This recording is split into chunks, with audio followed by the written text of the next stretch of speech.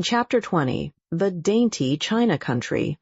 While the woodman was making a ladder from wood which he found in the forest, Dorothy lay down and slept, for she was tired by the long walk. The lion also curled himself up to sleep, and Toto lay beside him.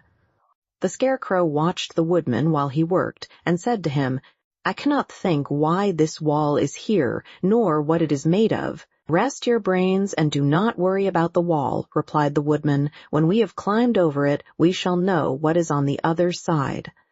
After a time, the ladder was finished. It looked clumsy, but the Tin Woodman was sure it was strong and would answer their purpose. The Scarecrow waked Dorothy and the lion and Toto and told them that the ladder was ready. The Scarecrow climbed up the ladder first, but he was so awkward that Dorothy had to follow close behind and keep him from falling off. When he got his head over the top of the wall, the Scarecrow said, "Oh, my!" "Go on," exclaimed Dorothy. So the Scarecrow climbed farther up and sat down on the top of the wall, and Dorothy put her head over and cried, "Oh, my!" just as the Scarecrow had done. Then Toto came up and immediately began to bark, but Dorothy made him be still. The lion climbed the ladder next, and the Tin Woodman came last, but both of them cried, "Oh, my!" as soon as they looked over the wall. When they were all sitting in a row on the top of the wall, they looked down and saw a strange sight. Before them was a great stretch of country, having a floor as smooth and shining and white as the bottom of a big platter. Scattered around were many houses made entirely of china and painted in the brightest colors. These houses were quite small, the biggest of them reaching only as high as Dorothy's waist. There were also pretty little barns with china fences around them, and many cows and sheep and horses and pigs and chickens, all made of china, were standing about in groups. But the strangest of all were the people who lived in this queer country. There were milkmaids and shepherdesses with brightly colored bodices and golden spots all over their gowns, and princesses with most gorgeous frocks of silver and gold and purple, and shepherds dressed in knee breeches with pink and yellow and blue stripes down them, and golden buckles on their shoes, and princes with jeweled crowns upon their heads, wearing ermine robes and satin doublets, and funny clowns in ruffled gowns, with round red spots upon their cheeks and tall, pointed caps.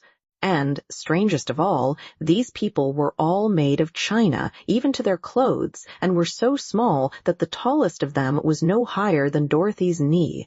No one did so much as look at the travelers at first, except one little purple china dog with an extra large head, which came to the wall and barked at them in a tiny voice, afterwards running away again. "How shall we get down?" asked Dorothy. They found the ladder so heavy they could not pull it up, so the Scarecrow fell off the wall, and the others jumped down upon him so that the hard floor would not hurt their feet. Of course, they took pains not to light on his head and get the pins in their feet. When all were safely down, they picked up the Scarecrow, whose body was quite flattened out, and patted his straw into shape again. "We must cross this strange place in order to get to the other side," said Dorothy, "for it would be unwise for us to go any other way except due south." They began walking through the country of the China people, and the first thing they came to was a China milkmaid milking a China cow. As they drew near, the cow suddenly gave a kick and kicked over the stool, the pail, and even the milkmaid herself, and all fell on the china ground with a great clatter. Dorothy was shocked to see that the cow had broken her leg off, and that the pail was lying in several small pieces, while the poor milkmaid had a nick in her left elbow. "There," cried the milkmaid angrily, "see what you have done. My cow has broken her leg, and I must take her to the mender's shop and have it glued on again. What do you mean by coming here and frightening my cow?" "I'm very sorry," returned Dorothy. "Please forgive us." But the pretty milkmaid was much too vexed to make any answer. She picked up the leg sulkily and led her cow away, the poor animal limping on 3 legs. As she left them, the milkmaid cast many reproachful glances over her shoulder at the clumsy strangers, holding her nicked elbow close to her side. Dorothy was quite grieved at this mishap. "We must be very careful here," said the kind-hearted woodman, "or we may hurt these pretty little people so they will never get over it." A little farther on, Dorothy met a most beautifully dressed young princess who stopped short as she saw the strangers and started to run away. Dorothy wanted to see more of the princess, so she ran after her, but the China girl cried out, "Don't chase me! Don't chase me!" She had such a frightened little voice that Dorothy stopped and said, "Why not?" "Because," answered the princess, also stopping a safe distance away, "if I run, I may fall down and break myself." "But could you not be mended?" asked the girl. "Oh, yes, but one is never so pretty after being mended, you know," replied the princess. "I suppose not," said Dorothy. "Now, there is Mr. Joker, one of our clowns," continued the China lady, "who is always trying to stand upon his head. He has broken himself so often that he is mended in 100 places and doesn't look at all pretty. Here he comes now, so you can see for yourself." Indeed, a jolly little clown came walking toward them, and Dorothy could see that in spite of his pretty clothes of red and yellow and green, he was completely covered with cracks, running every which way and showing plainly that he had been mended in many places. The clown put his hands in his pockets, and after puffing out his cheeks and nodding his head at them saucily, he said, "My lady fair, why do you stare at poor old Mr. Joker? You're quite as stiff and prim as if you'd eaten up a poker." "Be quiet, sir," said the princess. "Can't you see these are strangers and should be treated with respect?" "Well, that's respect, I expect," declared the clown, and immediately stood upon his head. "Don't mind Mr. Joker," said the princess to Dorothy. "He is considerably cracked in his head, and that makes him foolish." "Oh, I don't mind him a bit," said Dorothy, "but you are so beautiful," she continued, "that I am sure I could love you dearly. Won't you let me carry you back to Kansas and stand you on Aunt Em's mantle? I could carry you in my basket." "That would make me very unhappy," answered the China princess. "You see, here in our country we live contentedly and can talk and move around as we please. But whenever any of us are taken away, our joints at once stiffen, and we can only stand straight and look pretty. Of course, that is all that is expected of us when we are on mantels and cabinets and drawing-room tables, but our lives are much pleasanter here in our own country." "I would not make you unhappy for all the world," exclaimed Dorothy, "so I'll just say goodbye." "Goodbye," replied the princess. They walked carefully through the China country. The little animals and all the people scampered out of their way, fearing the strangers would break them, and after an hour or so the travelers reached the other side of the country and came to another China wall. It was not so high as the first, however, and by standing upon the lion's back, they all managed to scramble to the top. Then the lion gathered his legs under him and jumped on the wall, but just as he jumped, he upset a China church with his tail and smashed it all to pieces. "That was too bad," said Dorothy, "but really I think we were lucky in not doing these little people more harm than breaking a cow's leg and a church. They are all so brittle." "They are, indeed," said the Scarecrow, "and I am thankful I am made of straw and cannot be easily damaged. There are worse things in the world than being a scarecrow."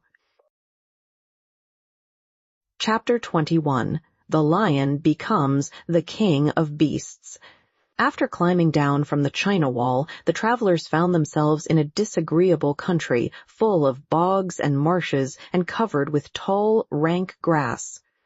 It was difficult to walk without falling into muddy holes, for the grass was so thick that it hid them from sight. However, by carefully picking their way, they got safely along until they reached solid ground. But here the country seemed wilder than ever, and after a long and tiresome walk through the underbrush, they entered another forest where the trees were bigger and older than any they had ever seen. "This forest is perfectly delightful," declared the lion, looking around him with joy. "Never have I seen a more beautiful place." "It seems gloomy," said the Scarecrow. "Not a bit of it," answered the lion. I should like to live here all my life. See how soft the dried leaves are under your feet, and how rich and green the moss is that clings to these old trees. Surely no wild beast could wish a pleasanter home." "Perhaps there are wild beasts in the forest now," said Dorothy. "I suppose there are," returned the Lion, "but I do not see any of them about." They walked through the forest until it became too dark to go any farther. Dorothy and Toto and the Lion lay down to sleep, while the Woodman and the Scarecrow kept watch over them as usual. When morning came, they started again. Before they had gone far, they heard a low rumble, as of the growling of many wild animals. Toto whimpered a little, but none of the others was frightened, and they kept along the well-trodden path until they came to an opening in the wood, in which were gathered hundreds of beasts of every variety. There were tigers and elephants and bears and wolves and foxes and all the others in the natural history, and for a moment Dorothy was afraid. But the Lion explained that the animals were holding a meeting, and he judged by their snarling and growling that they were in great trouble. As he spoke, several of the beasts caught sight of him, and at once the great assemblage hushed as if by magic. The biggest of the tigers came up to the Lion and bowed, saying, "Welcome, O King of Beasts. You have come in good time to fight our enemy and bring peace to all the animals of the forest once more." "What is your trouble?" asked the Lion quietly. "We are all threatened," answered the tiger, "by a fierce enemy which has lately come into this forest. It is a most tremendous monster, like a great spider, with a body as big as an elephant and legs as long as a tree trunk. It has 8 of these long legs, and as the monster crawls through the forest, he seizes an animal with a leg and drags it to his mouth, where he eats it as a spider does a fly. Not one of us is safe while this fierce creature is alive, and we had called a meeting to decide how to take care of ourselves when you came among us." The Lion thought for a moment. "Are there any other lions in this forest?" he asked.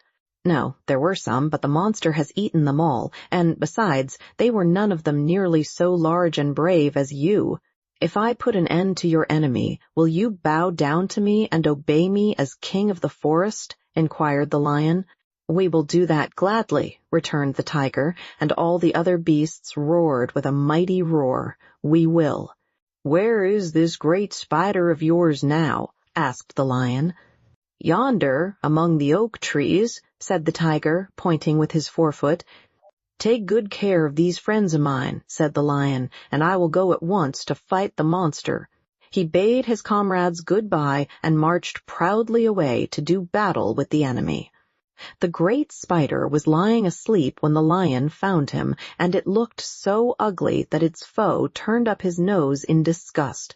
Its legs were quite as long as the tiger had said, and its body covered with coarse black hair. It had a great mouth, with a row of sharp teeth a foot long, but its head was joined to the pudgy body by a neck as slender as a wasp's waist. This gave the Lion a hint of the best way to attack the creature, and as he knew it was easier to fight it asleep than awake, he gave a great spring and landed directly upon the monster's back. Then, with one blow of his heavy paw, all armed with sharp claws, he knocked the spider's head from its body. Jumping down, he watched it until the long legs stopped wiggling, when he knew it was quite dead. The Lion went back to the opening where the beasts of the forest were waiting for him and said proudly, "You need fear your enemy no longer." Then the beasts bowed down to the Lion as their king, and he promised to come back and rule over them as soon as Dorothy was safely on her way to Kansas. Chapter 22. The Country of the Quadlings. The 4 travelers passed through the rest of the forest in safety, and when they came out from its gloom, saw before them a steep hill, covered from top to bottom with great pieces of rock. "That will be a hard climb," said the Scarecrow, "but we must get over the hill nevertheless." So he led the way, and the others followed. They had nearly reached the first rock when they heard a rough voice cry out, "Keep back!" "Who are you?" asked the Scarecrow. Then a head showed itself over the rock, and the same voice said, "This hill belongs to us, and we don't allow anyone to cross it." "But we must cross it," said the Scarecrow. "We're going to the country of the Quadlings." "But you shall not," replied the voice, and there stepped from behind the rock the strangest man the travelers had ever seen. He was quite short and stout and had a big head, which was flat at the top and supported by a thick neck full of wrinkles. But he had no arms at all, and, seeing this, the Scarecrow did not fear that so helpless a creature could prevent them from climbing the hill. So he said, "I'm sorry not to do as you wish, but we must pass over your hill whether you like it or not," and he walked boldly forward. As quick as lightning, the man's head shot forward, and his neck stretched out until the top of the head, where it was flat, struck the Scarecrow in the middle and sent him tumbling over and over down the hill. Almost as quickly as it came, the head went back to the body, and the man laughed harshly as he said, "It isn't as easy as you think." A chorus of boisterous laughter came from the other rocks, and Dorothy saw hundreds of the armless hammer heads upon the hillside, one behind every rock. The lion became quite angry at the laughter caused by the Scarecrow's mishap, and giving a loud roar that echoed like thunder, he dashed up the hill. Again a head shot swiftly out, and the great lion went rolling down the hill as if he had been struck by a cannonball. Dorothy ran down and helped the Scarecrow to his feet, and the lion came up to her feeling rather bruised and sore, and said, "It is useless to fight people with shooting heads. No one can withstand them." "What can we do, then?" she asked. "Call the winged monkeys," suggested the Tin Woodman. "You have still the right to command them once more." "Very well," she answered, and putting on the golden cap, she uttered the magic words. The monkeys were as prompt as ever, and in a few moments the entire band stood before her. "What are your commands?" inquired the King of the Monkeys, bowing low. "Carry us over the hill to the country of the Quadlings," answered the girl. "It shall be done," said the king, and at once the winged monkeys caught the four travelers and Toto up in their arms and flew away with them. As they passed over the hill, the hammerheads yelled with vexation and shot their heads high in the air, but they could not reach the winged monkeys, which carried Dorothy and her comrades safely over the hill and set them down in the beautiful country of the Quadlings. "This is the last time you can summon us," said the leader to Dorothy, "so goodbye and good luck to you." "Goodbye, and thank you very much," returned the girl, and the monkeys rose into the air and were out of sight in a twinkling. The country of the Quadlings seemed rich and happy. There was field upon field of ripening grain, with well-paved roads running between, and pretty rippling brooks with strong bridges across them. The fences and houses and bridges were all painted bright red, just as they had been painted yellow in the country of the Winkies and blue in the country of the Munchkins. The Quadlings themselves, who were short and fat and looked chubby and good-natured, were dressed all in red, which showed bright against the green grass and the yellowing grain. The monkeys had set them down near a farmhouse, and the four travelers walked up to it and knocked at the door. It was opened by the farmer's wife, and when Dorothy asked for something to eat, the woman gave them all a good dinner, with 3 kinds of cake and 4 kinds of cookies, and a bowl of milk for Toto. "How far is it to the castle of Glinda?" asked the child. "It is not a great way," answered the farmer's wife. "Take the road to the south, and you will soon reach it." Thanking the good woman, they started afresh and walked by the fields and across the pretty bridges until they saw before them a very beautiful castle. Before the gates were 3 young girls, dressed in handsome red uniforms trimmed with gold braid, and as Dorothy approached, one of them said to her, "Why have you come to the South Country?" "To see the good witch who rules here," she answered. "Will you take me to her?" "Let me have your name, and I will ask Glinda if she will receive you." They told who they were, and the girl soldier went into the castle. After a few moments, she came back to say that Dorothy and the others were to be admitted at once. Chapter 23. Glinda, the Good Witch, Grants Dorothy's Wish. Before they went to see Glinda, however, they were taken to a room of the castle where Dorothy washed her face and combed her hair, and the lion shook the dust out of his mane, and the Scarecrow patted himself into his best shape, and the Woodman polished his tin and oiled his joints. When they were all quite presentable, they followed the soldier girl into a big room where the witch Glinda sat upon a throne of rubies. She was both beautiful and young to their eyes. Her hair was a rich red in color and fell in flowing ringlets over her shoulders. Her dress was pure white, but her eyes were blue, and they looked kindly upon the little girl. "What can I do for you, my child?" she asked. Dorothy told the witch all her story, how the cyclone had brought her to the land of Oz, how she had found her companions, and of the wonderful adventures they had met with. "My greatest wish now," she added, "is to get back to Kansas, for Aunt Em will surely think something dreadful has happened to me, and that will make her put on mourning, and unless the crops are better this year than they were last, I am sure Uncle Henry cannot afford it." Glinda leaned forward and kissed the sweet, upturned face of the loving little girl. "Bless your dear heart," she said. "I am sure I can tell you of a way to get back to Kansas." Then she added, "But if I do, you must give me the golden cap." "Willingly," exclaimed Dorothy. "Indeed, it is of no use to me now, and when you have it, you can command the winged monkeys 3 times. "And I think I shall need their service just those 3 times," answered Glinda, smiling. Dorothy then gave her the golden cap, and the witch said to the Scarecrow, "What will you do when Dorothy has left us?" "I will return to the Emerald City," he replied, "for Oz has made me its ruler and the people like me. The only thing that worries me is how to cross the Hill of the Hammerheads.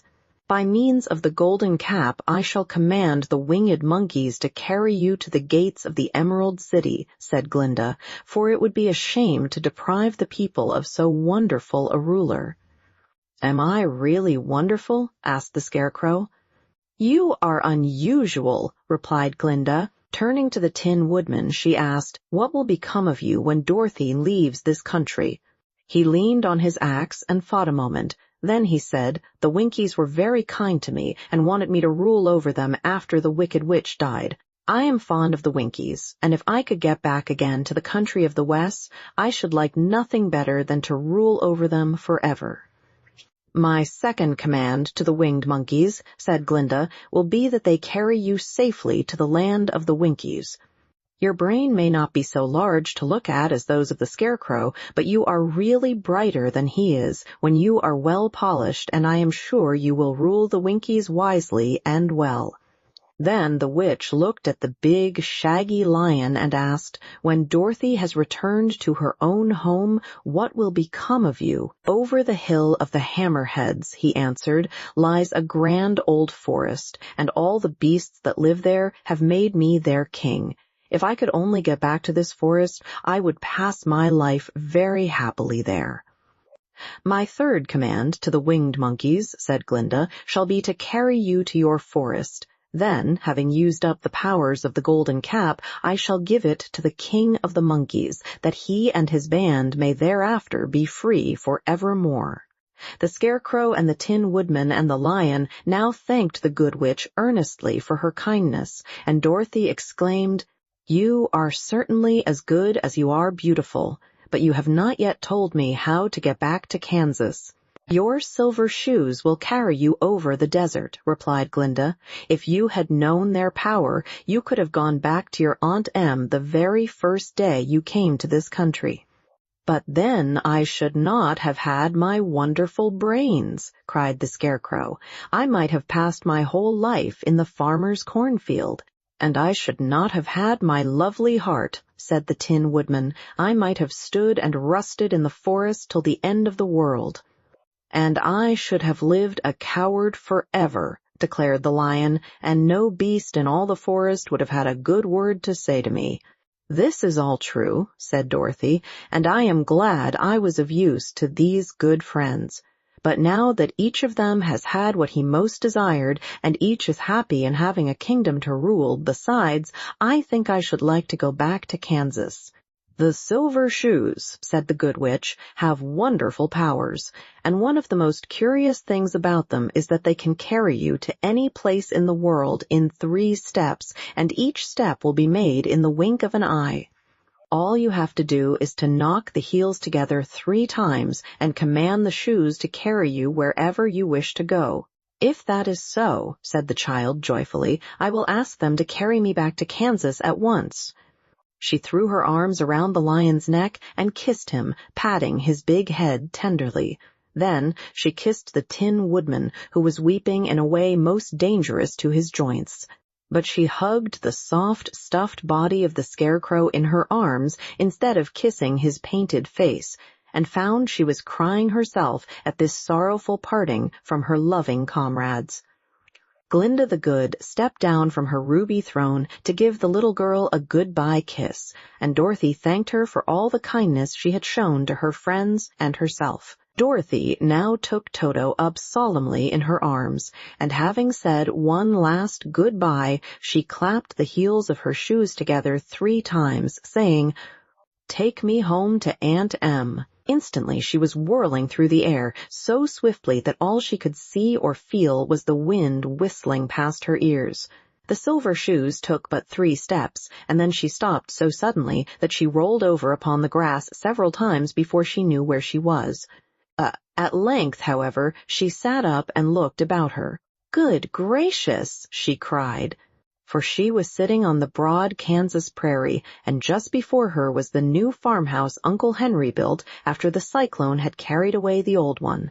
Uncle Henry was milking the cows in the barnyard, and Toto had jumped out of her arms and was running toward the barn, barking furiously. Dorothy stood up and found she was in her stocking feet, for the silver shoes had fallen off in her flight through the air and were lost forever in the desert. Chapter 24. Home Again. Aunt Em had just come out of the house to water the cabbages when she looked up and saw Dorothy running toward her. "My darling child," she cried, folding the little girl in her arms and covering her face with kisses, "where in the world did you come from?" "From the land of Oz," said Dorothy gravely, "and here is Toto, too, and oh, Aunt Em, I'm so glad to be at home again."